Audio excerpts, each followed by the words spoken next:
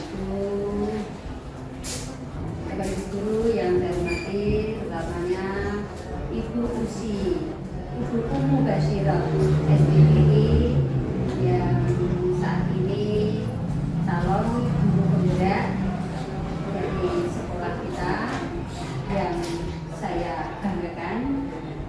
Pertama-tama, mari Bapak Ibu kita selalu mengajarkan puji syukur kepada Allah Subhanahu wa Ta'ala, karena dengan rahmatnya, hidayahnya, dan inayahnya kita semua masih diberi kesempatan untuk beraktivitas di lingkungan sekolah ini, sekolah tercinta.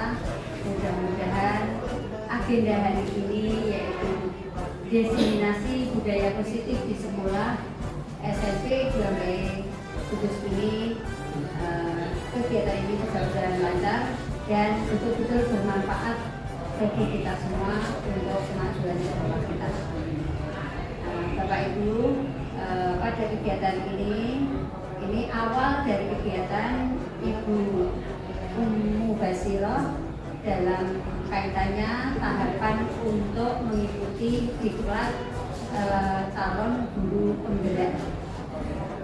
Harus diawali dengan kegiatan-kegiatan seperti ini, dan kegiatan diseminasi budaya positif di sekolah yang sudah dipilih menjadi tema utama hari ini, yaitu mengangkat budaya-budaya positif yang ada di sekolah kita. Ini nanti akan dipaparkan oleh guru dengan diikuti Bapak Ibu peserta diseminasi ini minimal itu 15 Bapak Ibu guru. Dan alhamdulillah pada kesempatan ini mengapa kami ambil di pagi hari, karena ini mumpung semuanya masih aktif dan kita bersama-sama kegiatan ini. Nah, untuk itu dengan mengucap Bismillahirrahmanirrahim, kegiatan diseminasi budaya positif di sekolah kami nyatakan untuk dilanjutkan. Semoga Allah Subhanahu wa Ta'ala, Tuhan Yang Maha Esa, selalu membimbing kita untuk menjadikan sekolah tercinta ini sekolah yang betul-betul mengikuti ke aturan pemerintah, yaitu ke kurikulum merdeka, dengan didasari yaitu kegiatan calon guru penggerak yang hari ini yang kedua, karena yang pertama sudah lolos yaitu Bapak Khairil Anwar, kemudian ini yang berikutnya Ibu Umu Basyirah, dan insya Allah nanti yang berikutnya lagi kemarin yang sudah masuk di daftar guru calon guru penggerak yaitu Ibu Mita dan Pak Hara, dan mudah-mudahan akan segera disusul oleh Bapak Ibu guru yang lain, terutama sekali yang muda-muda yang masih energik sesuai dengan persyaratan untuk calon guru penggerak. Demikian yang saya sampaikan. Terima kasih. Billahi taufiq wal hidayah. Assalamualaikum warahmatullahi wabarakatuh. Waalaikumsalam warahmatullahi wabarakatuh. Assalamualaikum warahmatullahi wabarakatuh. Waalaikumsalam.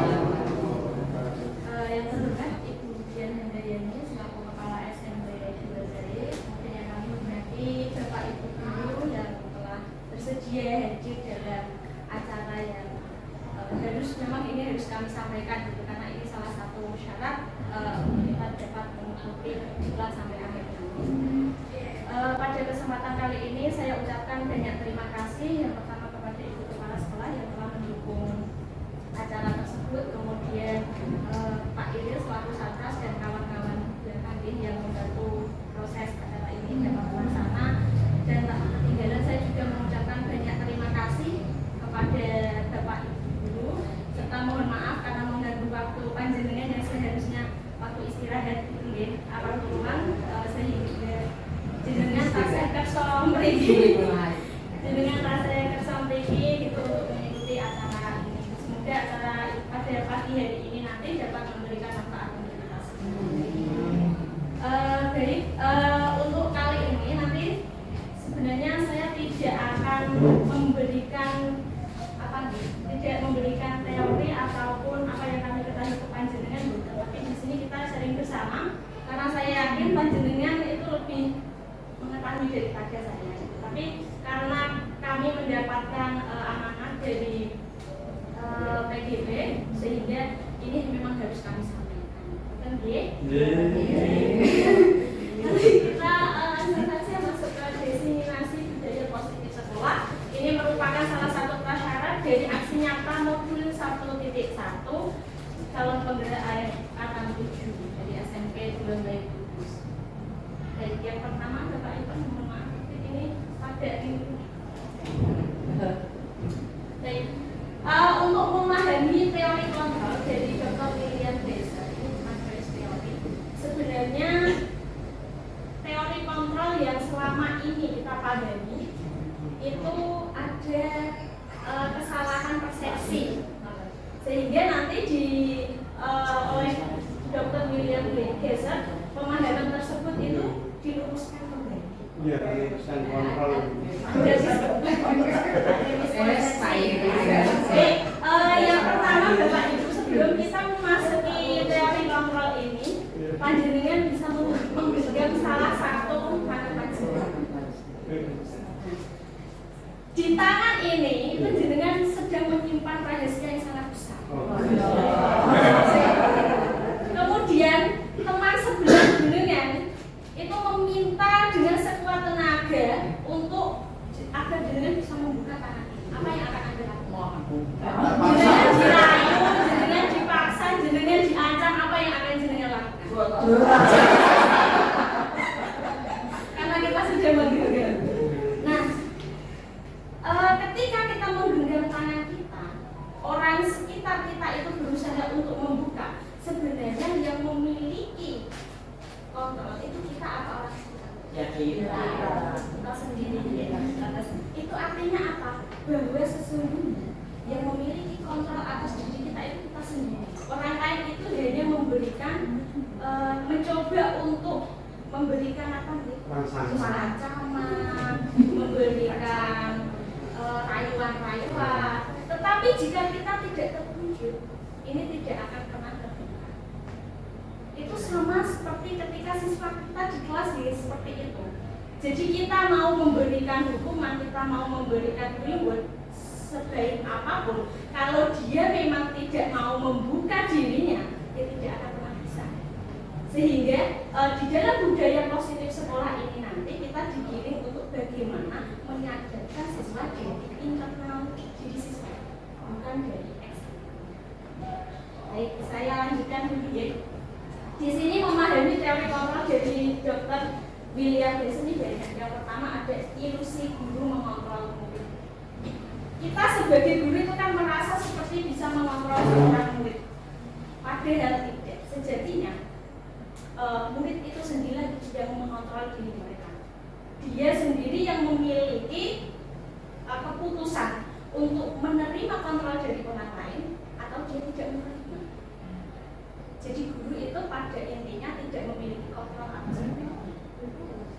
Kemudian yang kedua ada ilusi bahwa semua penguatan positif itu efektif dan bermanfaat. Nah, kadang kita terkecoh di sini, Bapak Ibu, ini rambutnya. Coba, saya mau bertanya aja.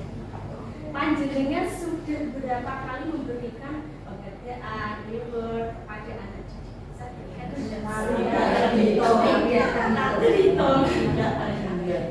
Tapi ketika kita memberikan penguatan positif itu, anak itu bisa berubah bukan? Ada yang bisa, ada yang tidak.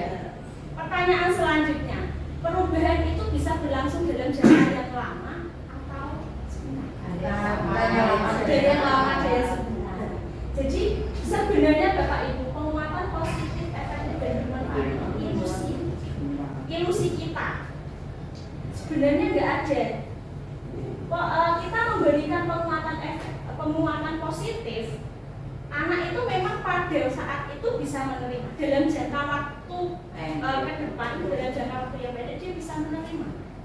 Tetapi di dalam jangka waktu yang lama, ketika dia kehilangan kesadarannya itu tadi, dia bisa kembali ke awal.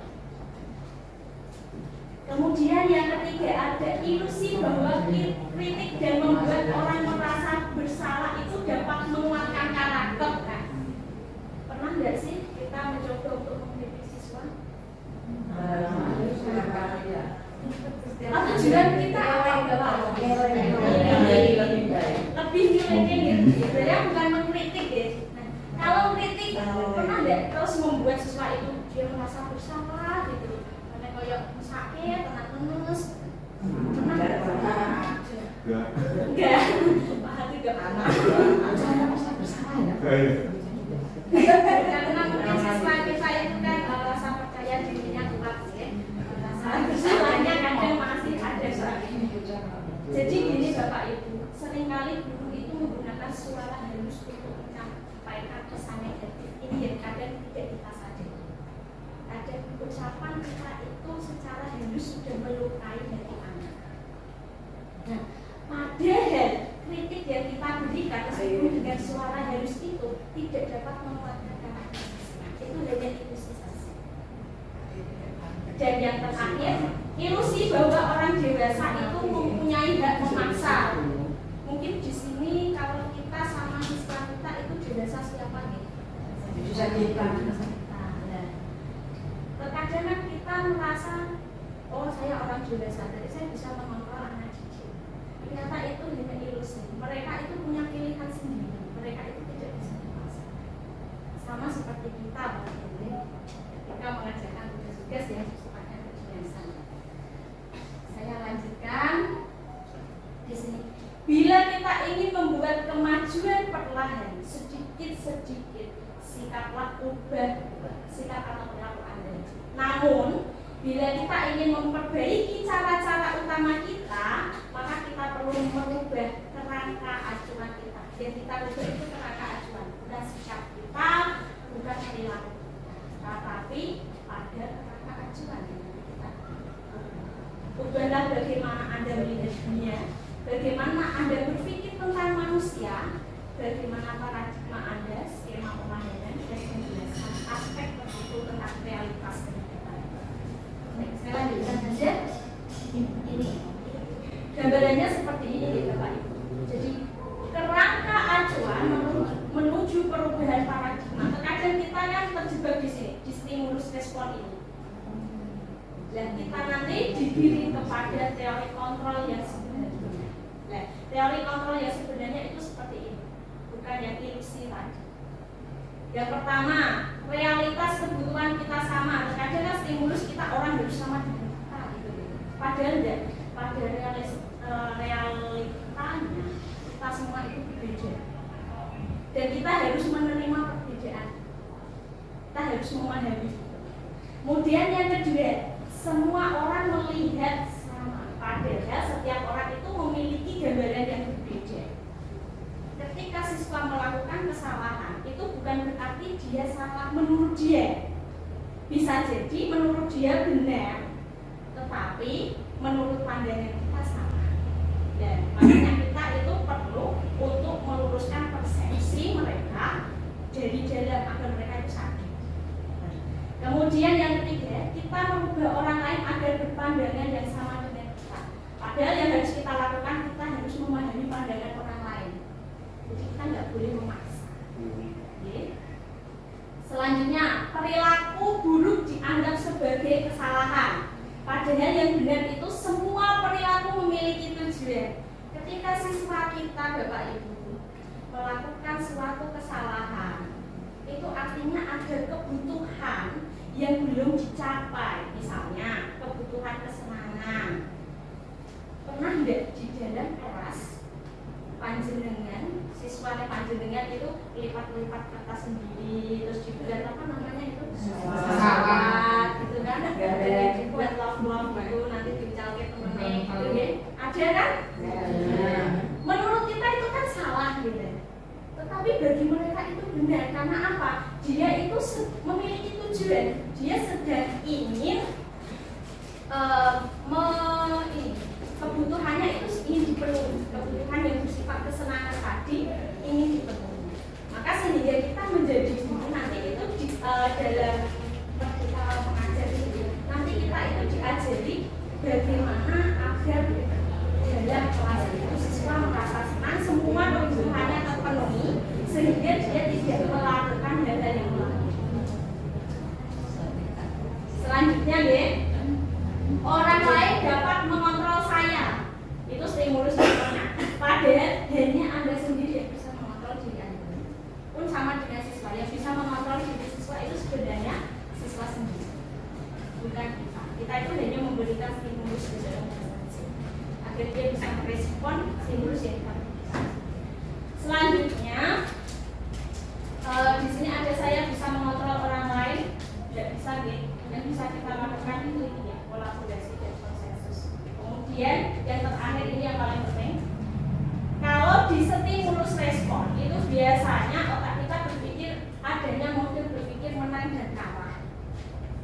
Dan nanti di dalam di dalam teori kontrol kita itu diajari bagaimana model berpikir menang-menang. Jadi tidak ada yang kalah.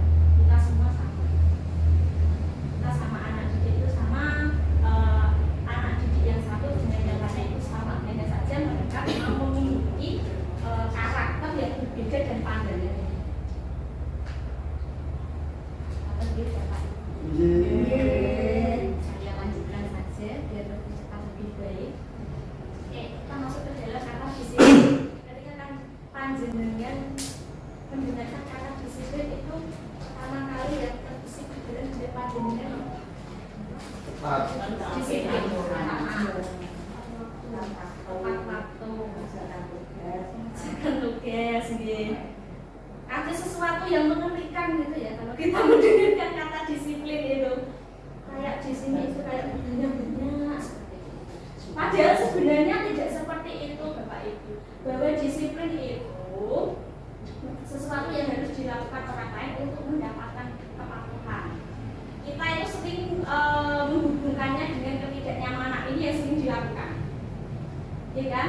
Terus sering menghubungkan dengan tata tertib, teratur, kepatuhan, peraturan, sehingga terkadang kita memberikan hukuman. Ada. Hukuman itu cara terakhir yang bisa diberikan manakala kita tidak bisa mendisiplinkan orang. Bahkan kalau bisa, hukuman itu jangan sampai diberikan. Teorinya seperti itu. Teorinya. Kita kan bicara teori. Sekarang kita ke prakteknya. Bagaimana kalau pada kenyataannya siswa kita terus disadar-sadarkan nggak sadar-sadar kan gitu ya. Kira apa?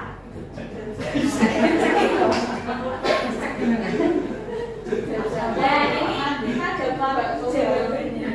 Oke, nanti masuknya kalau diberikan bakso baru nanti masuknya ke penghargaan. Nanti ada masuk ke situ. Dan Bapak pendidikan kita Ki Hajar Dewantara telah memberikan pemaparan atau memberikan solusi atas pertanyaan tadi. Solusinya adalah di mana ada kemerdekaan di situ harus ada disiplin yang kuat. Jadi kemerdekaan yang kita pahami merdeka belajar berarti bocah seakan PDB bal-balan tidak seperti itu Bapak Ibu. Tetapi tetap harus ada disiplin yang taat. Jadi kemerdekaan seseorang itu dibatasi dengan kemerdekaan orang lain. Jadi tidak seperti hukum rimba itu. Nah, terus bagaimana ketika sudah berusaha mendisiplinkan, kok masih nggak mau disiplin juga? Bukan seperti itu. Wajiblah penguasa lain mendisiplinkan diri kita. Nah, ketika anak itu wis disadar-sadar kok tidak bisa, maka kita sebagai guru, sebagai orang yang berkuasa atas mereka, itu boleh mengambil alih untuk mendisiplinkan mereka. Kenapa? Ya ini tadi, dan peraturan demikian itu ada yang harus ada dalam suasana yang merdeka. Artinya di dalam kemerdekaan kita juga harus memahami kemerdekaan orang lain. Kalau anak itu gaduh, maka dia akan membantu teman lain yang berkonsentrasi. Sehingga di dalam kemerdekaan tetap harus ada yang namanya disiplin. Cuma bagaimana cara kita mendisiplinkan ini nanti yang akan dinilai di dalam budaya positif sekolah. Oke. Selanjutnya kita masuk ke nilai kebajikan. Sebenarnya kalau kita mengacu kata disiplin itu kan mengacunya pada nilai-nilai yang baik. Gitu. Dan ketika nilai-nilai baik, kemudian kita ikutnya yang mana? Sebenarnya banyak teori yang mengungkapkan tentang nilai-nilai kebajikan. Tidak hanya pada profil pelajar Pancasila, tapi dalam kurikulum merdeka kita lebih ditekankan kepada 6 nilai kebajikan ini. Yang pertama, beriman, bertakwa kepada Tuhan Yang Maha Esa dan berakhlak mulia.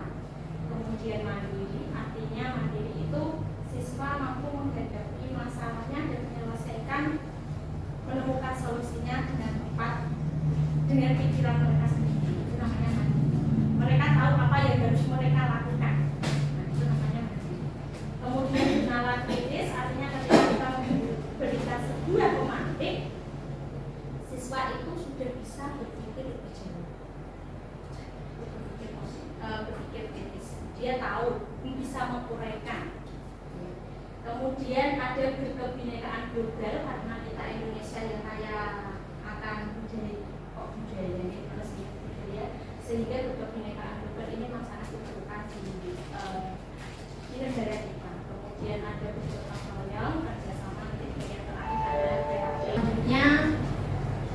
kita boleh memilih mau ikut nilai kebajikan yang mana, itu boleh memilih, tidak harus pakai yang tadi.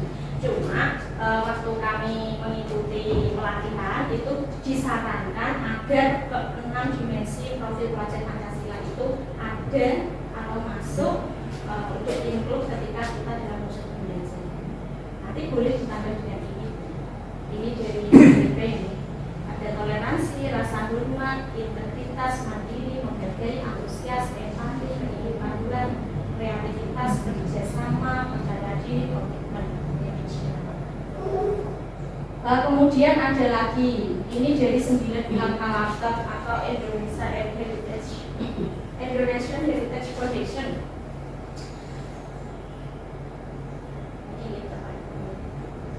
Ada diplomatis, yang bagaimana, kemudian anak juga diarahkan ke arah bahwa toleransi.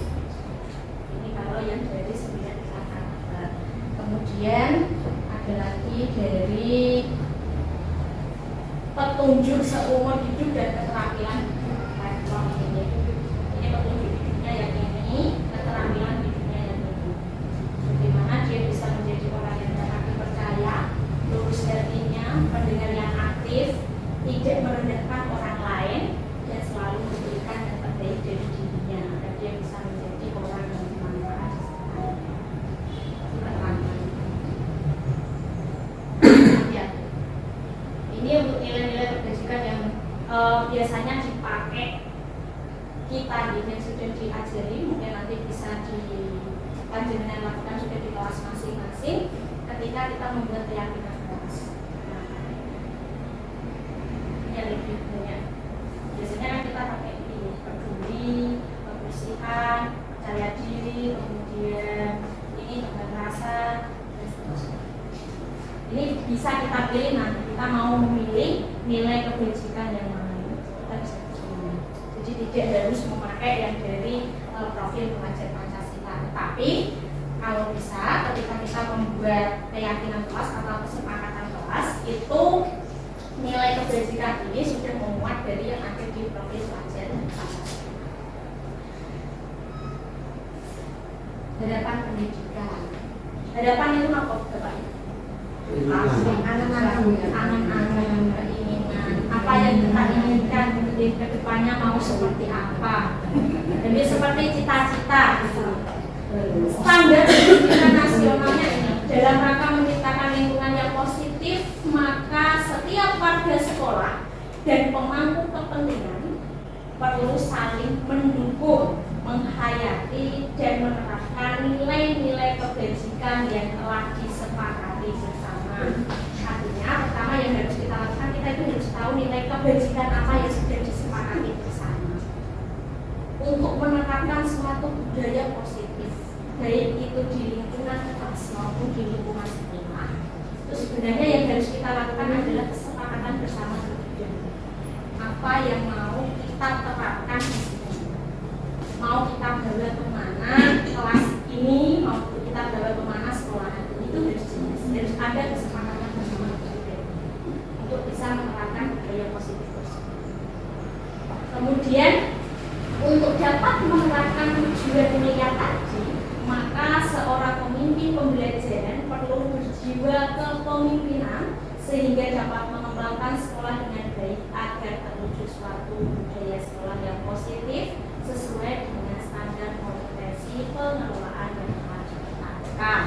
Di sini yang dimaksud adalah pemimpin itu menjadi, kita semua kan pemimpin pembelajaran kita Pak Ibu kalau di kelas. Kita menjadi pemimpin pembelajaran itu kita harus tahu kita mau kita bawa kemana dulu. Sekolahan ini dalam lingkup kecil itu kelas yang kita ajar itu mau kita buat seperti apa itu harus jelas. Kemudian suatu budaya sekolah yang positif itu dapat dilakukan tadi dari hal-hal yang kecil dimulai dari kelas. Kemudian jika kelas itu sudah membudaya semuanya, maka sekolahan ini itu secara otomatis akan menjadi sekolah yang memiliki budaya positif. Tujuan mulia dari penerapan disiplin positif adalah agar terbentuk murid-murid yang berkarakter, berdisiplin, santun,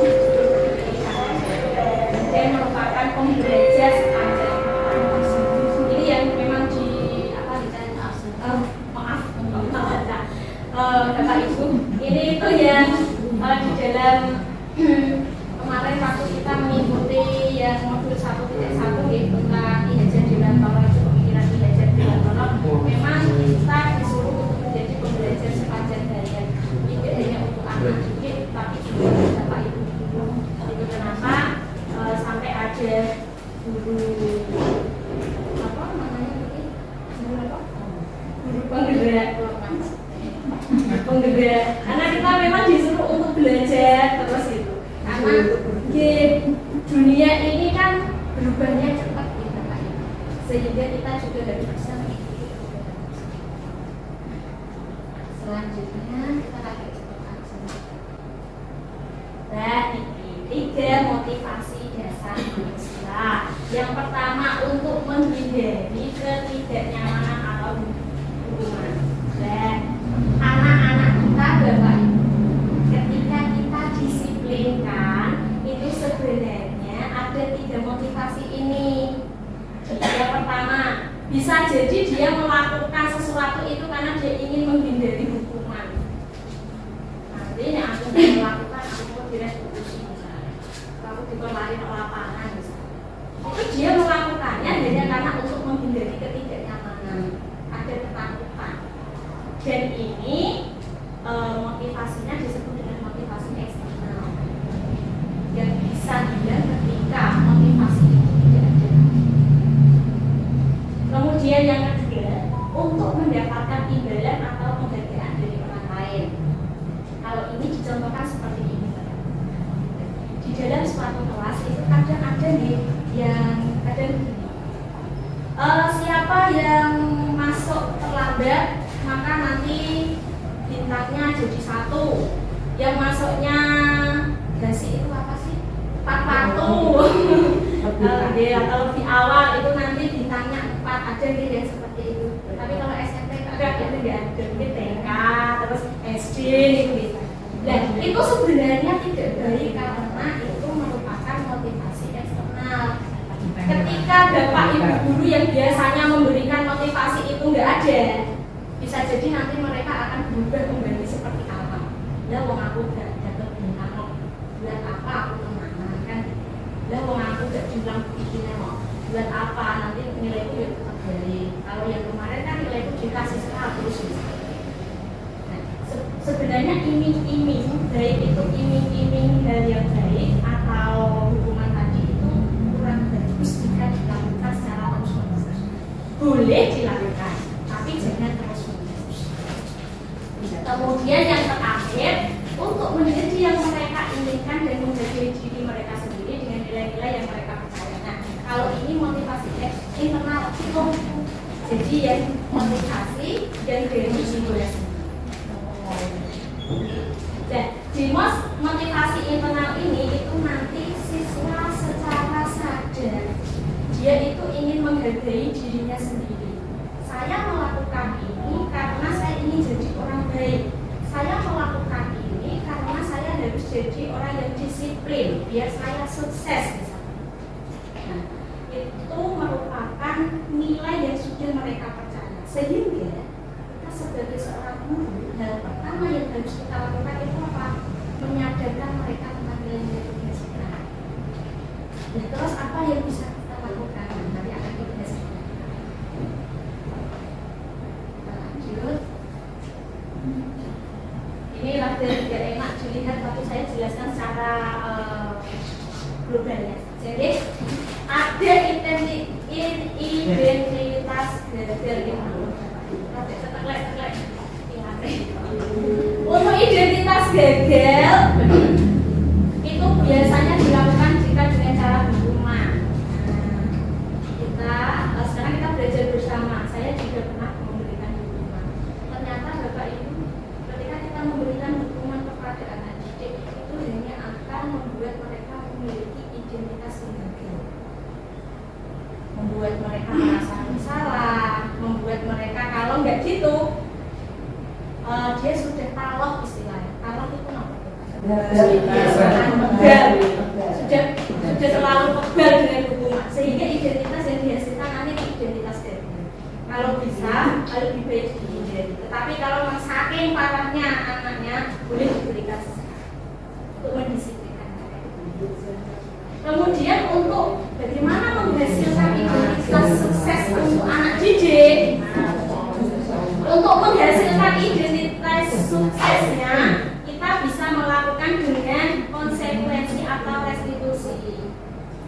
Kalau konsekuensi itu lebih ke lakukan apa yang saya katakan. Misalnya nih, konsekuensi itu seperti ini. Misalnya saya muridnya Bumita, tidak mengerjakan tugas. Ketika saya tidak mengerjakan tugas, maka konsekuensi yang harus saya terima, saya harus mengerjakan itu 2 kali. Misalnya, menuliskan 2 kali. Itu namanya konsekuensi. Ada yang akibat dari apa yang kita lakukan, maka kita harus menerima konsekuensinya. Nah, yang terbaik itu sebenarnya yang restitusi, karena ini memberikan hal yang positif. Apakah hal yang sesungguhnya ingin kamu lakukan? Jadi misalnya Bumita, saya tadi kan jadi muridnya Bumita. Saya nggak mengerjakan tugasnya Bumita. Kemudian Bumita memanggil saya, Usi nemuin saya ya nanti. Terus saya nemuin Bumita. Terus Bumita tanya, sebenarnya kenapa kamu nggak mengerjakan tugas tadi? Kemudian saya menjelaskan, saya itu kalau di kelas itu ngantuk. Terus saya disuruh ngerjain itu sebenarnya malah kurang deh, misalnya. Dan terus yang kamu inginkan apa? Saya pengennya itu judulnya di kelas, tolonglah dikasih sesekali kita nyanyi bareng gitu atau gimana biar kita nggak boring. Kan biasanya kan ada kan kesepakatan dengan anak didik semacam itu. Dan itu yang disebut dengan restitusi tadi. Kemudian nanti antara saya dan Bumita mengambil sebuah kesepakatan bersama. Ya sudah, misalnya dia yang Bumita. Nanti sesekali saya memberikan pembelajaran yang fun untuk kamu, tetapi kamu harus mengerjakan tugas yang kamu lakukan. Kamu sanggup? Kan? Saya menjawab, saya setuju. Tetapi jika nanti kamu tidak melakukan apa yang menjadi kesepakatan kita, kamu siap untuk apa? Dan hukuman yang akan saya terima itu sudah ada di kesepakatan awal. Itu yang direstitusi. Dan itu yang nantinya akan menghasilkan identitas sukses, dan di sini itu positif. Kalau di konsekuensi tadi kan hasilnya netral, bapak ibu guru ya nggak dapat apa-apa, muridnya ya gitu aja. Setidaknya itu kan wis podo plongi, muridnya plong, kakaknya sudah seperti itu. Tapi lebih baik kan pembelajaran. Oke. Selanjutnya, ya ini sama seperti tadi. Intinya saja ini, tadi intinya sudah saya jelaskan. Ini kan teorinya semua. Nanti bisa saya share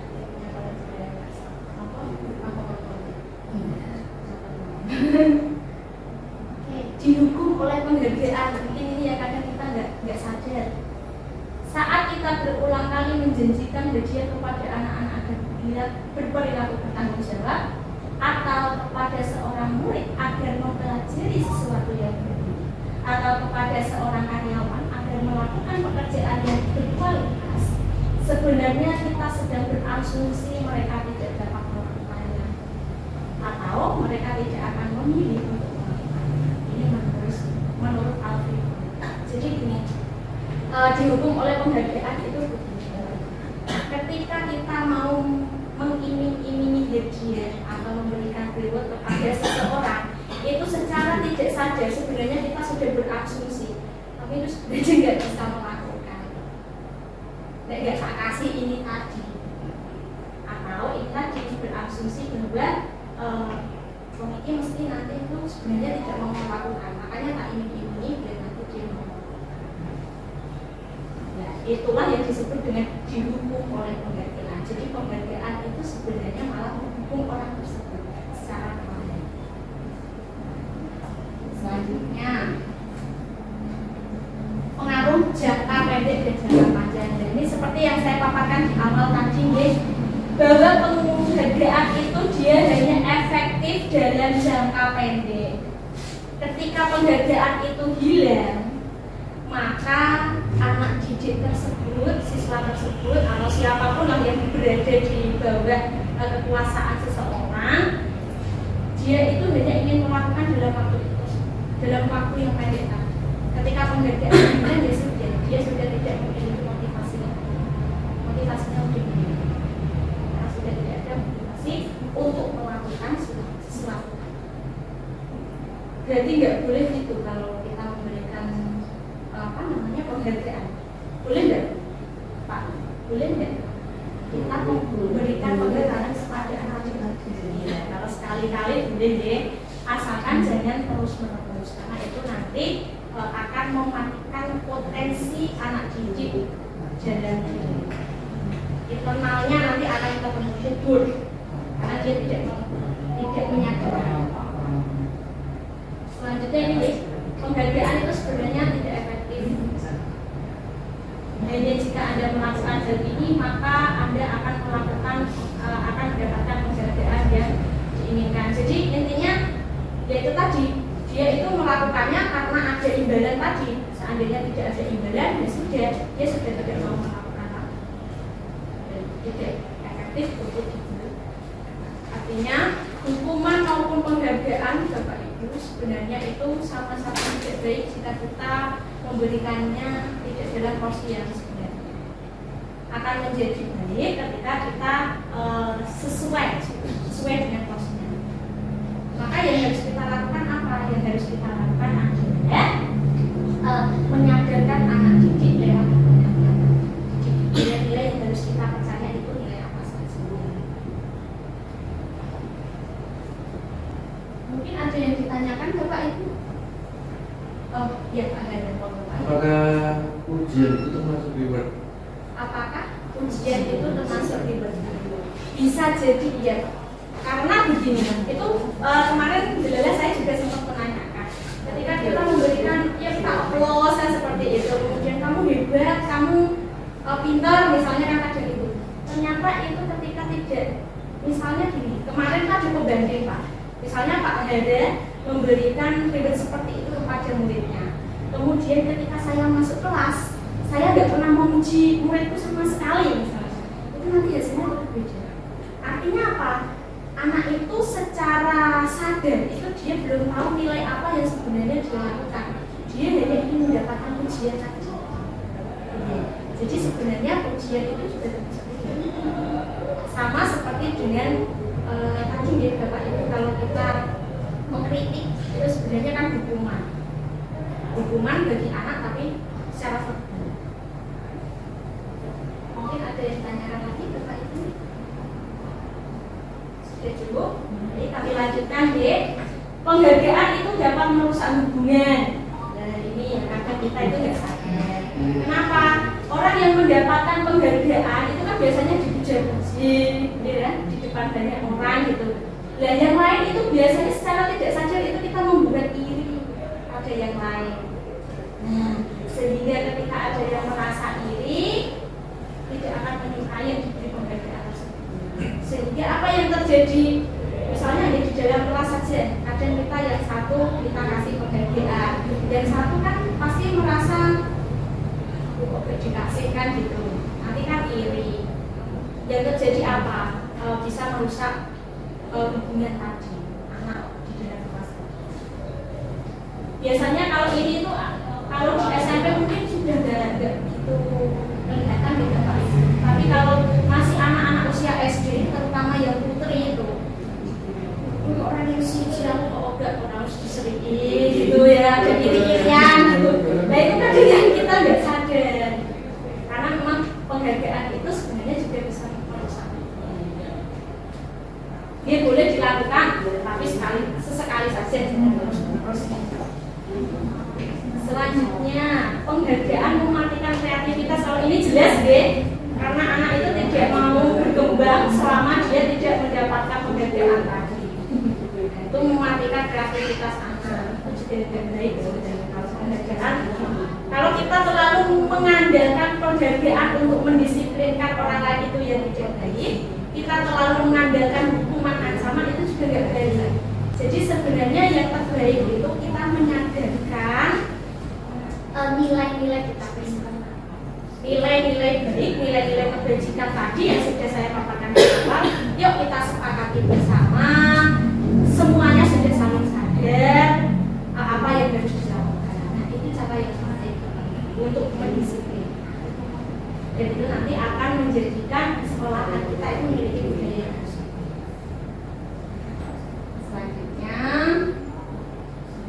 keadaan itu menghukum. Pernah nggak merasa seperti ini? Ini ada di sistem ranking. Alhamdulillah sekarang kita udah nggak punya ranking nih.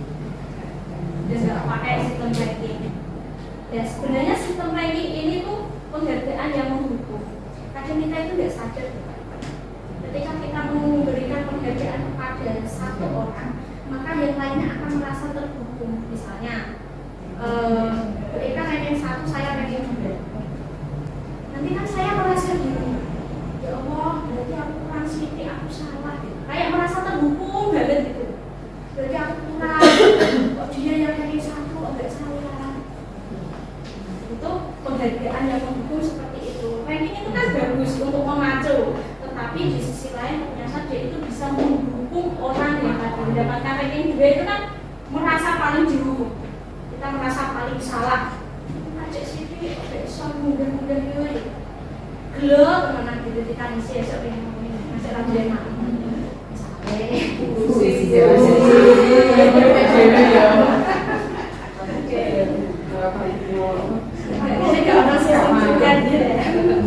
lanjut ya. Motivasi dari dalam diri atau yang kita sebut dengan motivasi intrinsik.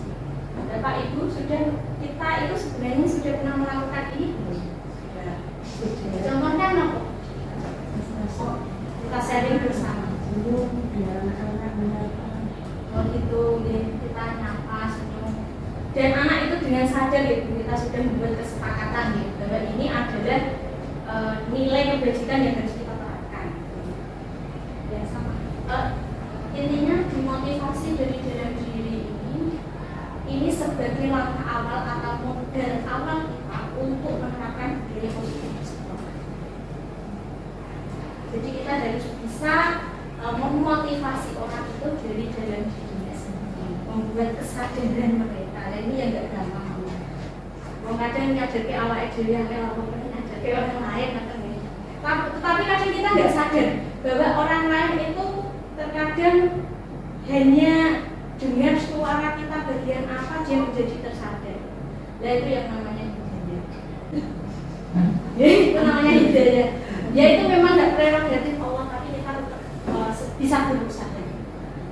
Memang kita manusia akan melakukan berusaha. Adapun yang menentukan itu kan Allah Subhanahu wa Ta'ala. Tidak usah terlalu memaksa. Ini kan positif.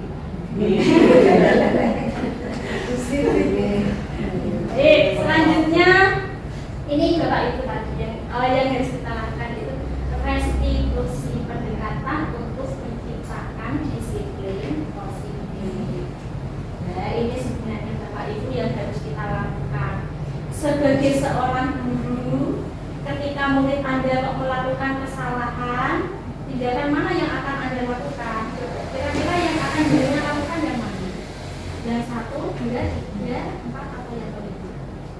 Ketika murid panjenengan melakukan kesalahan, yang akan dirinya lakukan yang mana?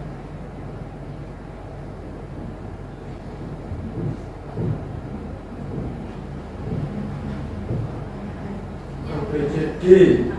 A, B, C, D. Yang D. Yang D.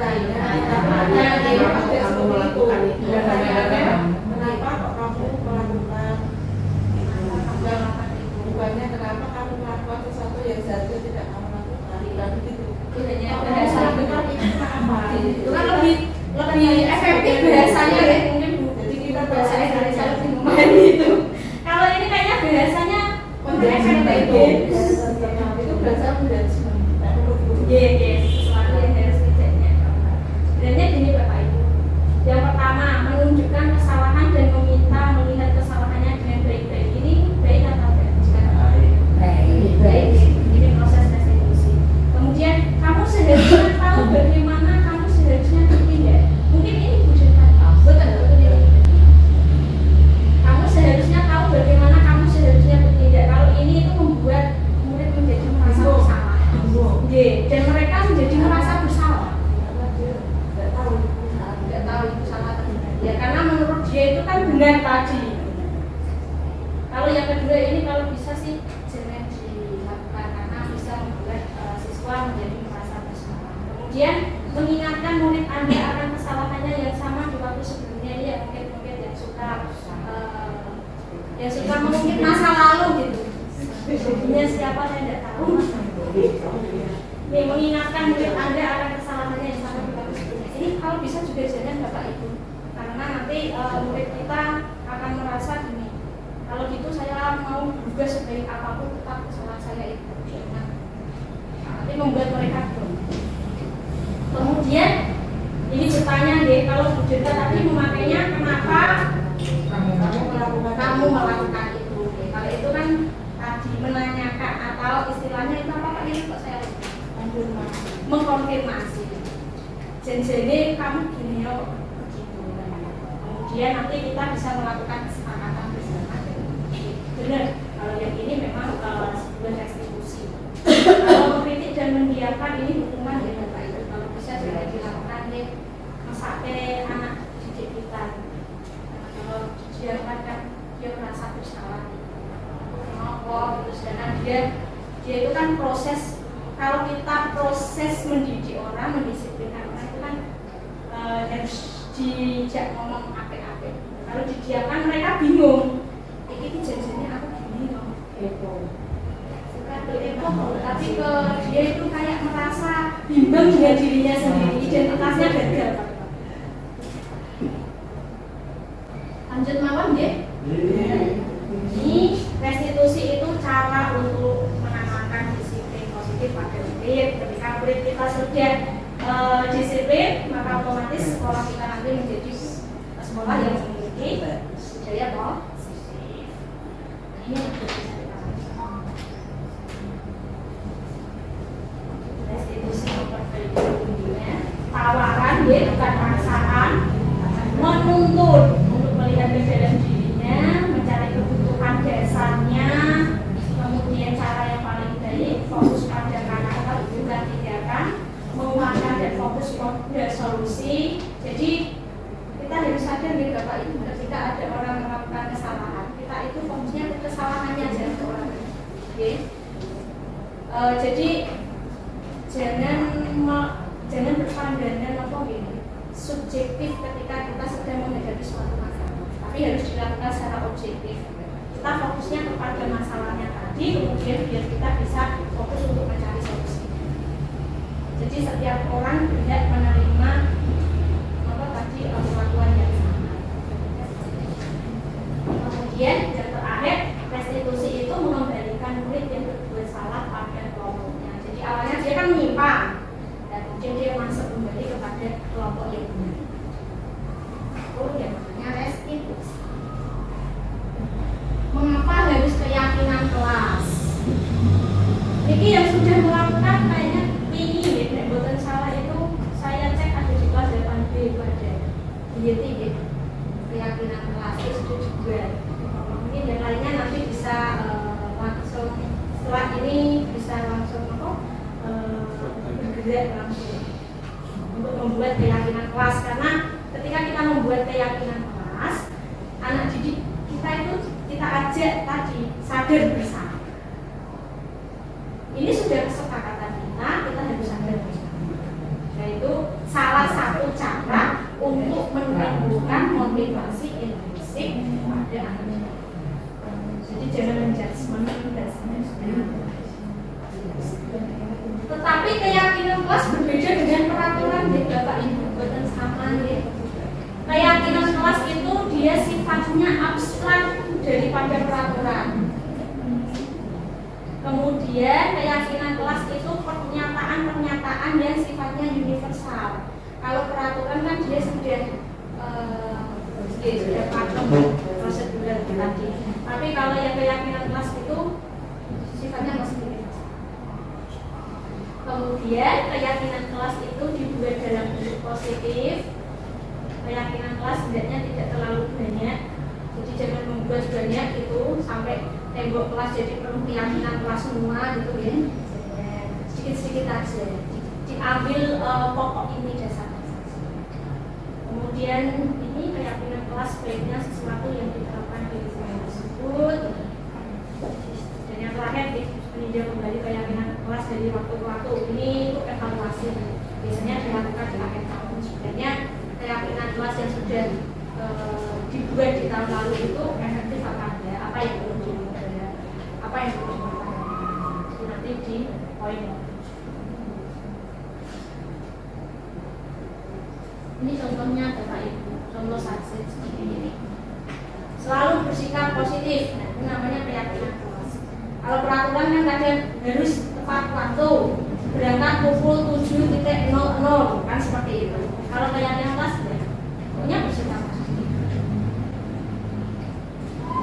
Seperti ini Bapak Ibu. Infonya itu ya. Kami meyakini bahwa sangat penting untuk mengerti semua dan dijelaskan dalam kalimat yang apa nih? Kalimat yang setiap anggota kelas perlu belajar. Kalau peraturan kelas kan dia kan sifatnya hanya ini harus belajar tepat waktu harus itu. Kalau ini ya, jadi dia itu bahasa yang seperti orang ngajak bicara gitu. Setiap anggota kelas perlu belajar. Dia bahasanya memang rada hidup. Itu kalau di keyakinan kelas. Bedanya dengan peraturan kelas. Ambil kita saja. Ini contoh yang pernah kami buat di kelas sebelumnya, keyakinan kelasnya seperti ini. Tidak kelihatan. Nah, itu enggak coba itu kan murid semua ya Bapak Ibu. Teman-teman saya tadi saya belajar bareng sama mereka. Baik, selanjutnya 5 kebutuhan dasar manusia ini loh Bapak Ibu sebenarnya. Kenapa murid itu melakukan kesalahan? Udah di samping itu. Daripada nanti dehidrasi kita juga yang repot. Baik, pada santai aja nih. 5 kebutuhan dasar manusia. Ada kasih sayang dan rasa diterima, bertahan hidup, kemudian penguasaan, kesenangan, dan kemudian.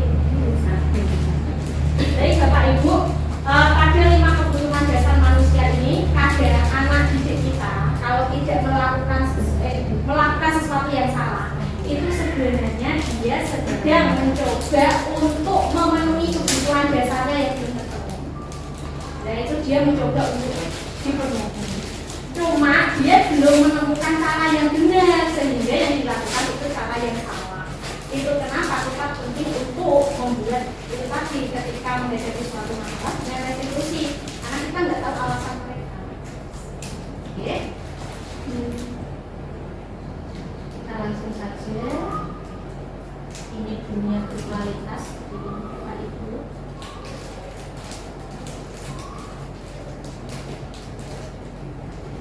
Dan ini dunia yang berkualitas. Dirinya sebagai individu positif. Intinya ada di situ. Bagaimana kita itu memiliki individu yang berkualitas. Baik, ini 5 posisi kontrol yang sangat penting Bapak Ibu yang harus kami sampaikan. Yang pertama menghukum, yang kedua membuat merasa bersalah, yang ketiga tenang, yang keempat pemantau, yang kelima manajer.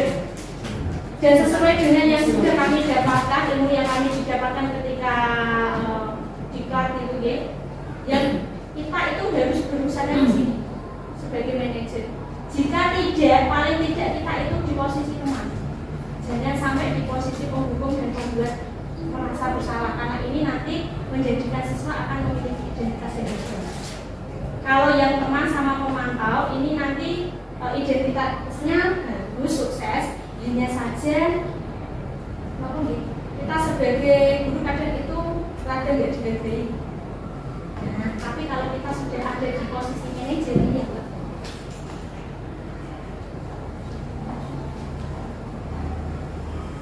kalau penghukum dia kadang kelihatan. Misalnya makan lotot, jadinya lunjuk-lunjuk. Kenapa kamu terlambat? Maaf ya betul, saya hanya menyampaikan itu betul, tidak boleh. Itu tidak boleh. Tidak boleh. Yang menyebabkan rasa bersalah Bapak Ibu biasanya gini, kan kamu mengecewakan ibu lagi, sudah berapa kali kamu melakukan seperti itu? Orang mandi saya. Ini membuat rasa bersalah. Kalau sudah orang mandi.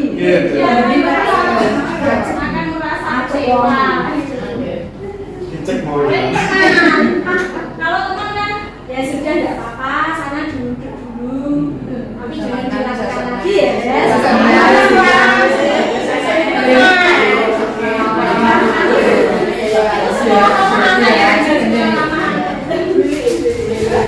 Ini sebenarnya malah bagus, cuma ya itu tadi nanti murid gampang meremehkan dulu. Tapi bagus untuk dilakukan, identitasnya positif. Ini pemantau Bapak Ibu. Ini sudah belajar berapa? Ini terlambat 15 menit. Kamu tahu sekarang saya harus ngapain? Ya Pak, saya tahu, saya harus berdiri di depan BK misalnya. Nah itu maksudnya pemantau. Maksudnya pemantau itu boleh. Kalau seperti itu boleh. Yang penting jangan membutuhkan. Kalau bukan saya pemantau tadi. Nah ini yang bagus Bapak Ibu manajer. Jadi di posisi manajer itu kita manggil anak, kemudian tadi kita melakukan eksekusi. Jadi gurunya legowo, anaknya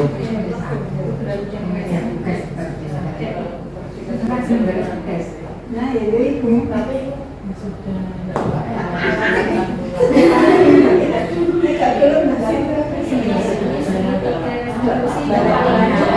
sendiri dalam diskusi yang pertama yang harus kita lakukan adalah validasi tindakan salah. Kamu kenapa melakukan itu? Itu namanya validasi tindakan salah. Kemudian yang kedua menstabilkan identitas. Ya udah nggak apa-apa, saya paham maksudmu, tetapi jangan dilakukan lagi ya. Misalnya itu menstabilkan. Atau begini, ya nggak apa-apa. Kalau menstabilkan identitas itu bisa dengan cara seperti ini Bapak Ibu. Ya nggak apa-apa, namanya manusia memang punya kesalahan. Yang melakukan kesalahan seperti itu nggak kamu saja, temanmu juga ada. Tapi dari itu nggak boleh. Itu namanya menstabilkan identitas. Dan seterusnya yang selanjutnya terakhir itu menanyakan keyakinan. Kamu tahu nggak keyakinan kelas kita apa? Tahu nggak aturan sekolahan kita itu apa? Kemudian nanti setelah itu kita sepakati bersama. Itu namanya tadi kan sudah saya jelaskan. Terima kasih.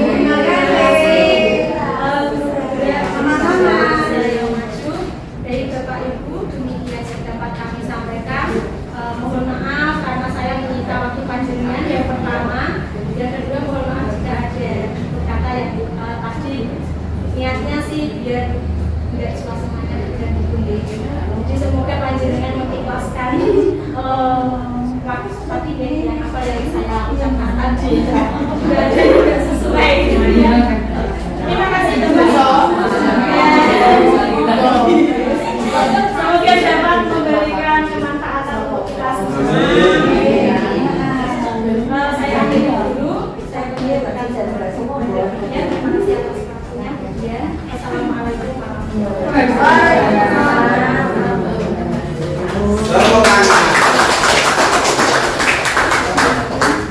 Demikian tadi telah dipaparkan secara gamblang tentang partisipasi musik di sekolah.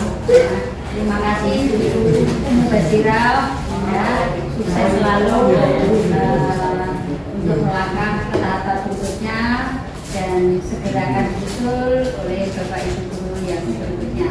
Demikian Bapak Ibu, semoga apa yang telah disampaikan Ibumu betul-betul menjadi tambahan kita ya yang bermanfaat dan untuk sekolah kita. Mari Bapak Ibu kita akhiri kegiatan ini dengan baca hamdalah bersama. Terima kasih pada Bapak Ibu semua. Selamat melanjutkan aktivitas berikutnya. Dari saya, Bilal Taufiq Jaya. Wassalamualaikum warahmatullahi wabarakatuh. Waalaikumsalam.